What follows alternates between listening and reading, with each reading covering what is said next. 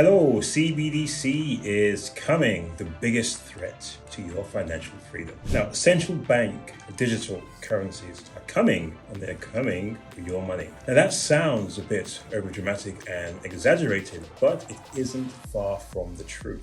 Governments all around the world are creating their own central bank digital currency, or CBDC. It is a digital currency that will be issued and controlled by central banks. In the case of Europe, the ECB, the European Central Bank. Now, most currencies are already digital, right? So what sets them apart from CBDC? With the normal currency, you enjoy a considerable degree of freedom in utilizing your funds. Spend it wherever you wish, however you please, for the most part. You have this ability because you have the freedom to choose your bank. If your bank freezes your assets or satisfies you with its service in any way, you can just choose to use a different bank. Naturally, banks are not overly fond of this possibility. However, the landscape will undergo a profound shift with the launch of CBDCs. Under this framework, your funds are housed directly at the central bank, eliminating the decentralized options you once had. This shift in custody grants unparalleled authority to both the central bank and the government, effectively placing them in control of all financial transactions. So you can just use cash to solve the problem, right? Well, the short answer is no. The government is planning to slowly replace cash so they can have complete control. The gravity of this situation became even more apparent when Christine Lagarde, the president of the European Central Bank, admitted that the introduction of the EU's new digital euro is a deliberate move to assert control. Now, most of Europe uses the euro as its currency, and the ECB is afraid that foreign currencies like the US dollar and the Chinese yuan might try to replace it. Some large French banks like BNP Paribas have started offering accounts in digital Chinese yuan to their corporate clients. This simply adds more fuel to the fire of their paranoia. One of the conditions for joining the European Union is to adopt the euro, and the same will apply to CBDC, and the entire Europe will be forced to use it. France and Spain have been pushing the hardest for a digital euro. However, Slovakia is against it, and they are trying to push back. They even passed a new law this year adding cash usage to their national constitution. The resistance to digital currencies is not exclusive to Slovakia. The sentiment echoes in the legislative initiatives of the Czech Republic and Austria.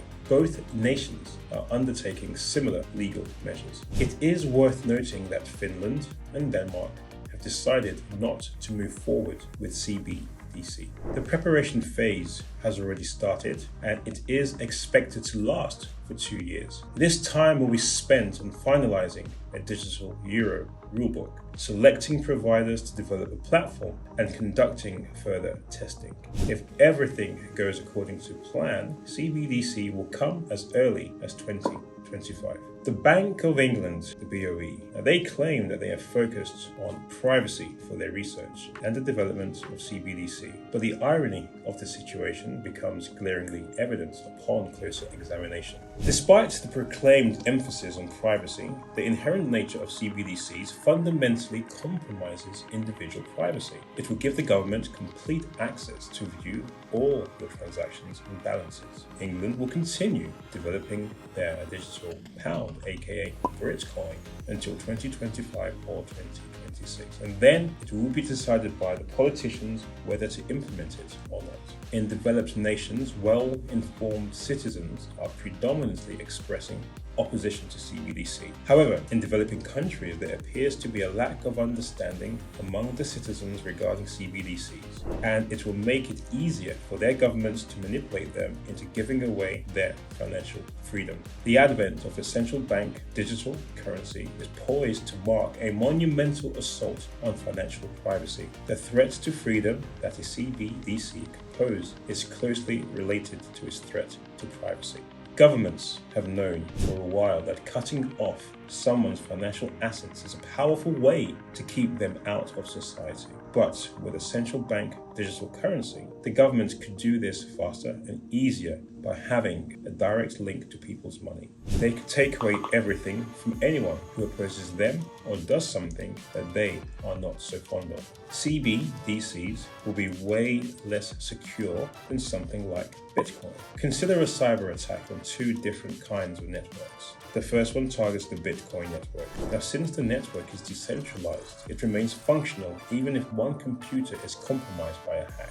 Next, contrast that with an attack on the CBDC network. Since all transactions go through a central authority, if it is compromised by an attack, the entire network will be disabled. In summary, a central bank digital currency falls short of the anticipated benefits advocated by its proponents. Moreover, it stands as a potential threat to both financial privacy and freedom, casting a shadow over the traditional banking and cryptocurrency industries. If you have made it this far, don't forget to hit that like button so the message can spread to more people, and subscribe for more videos like this.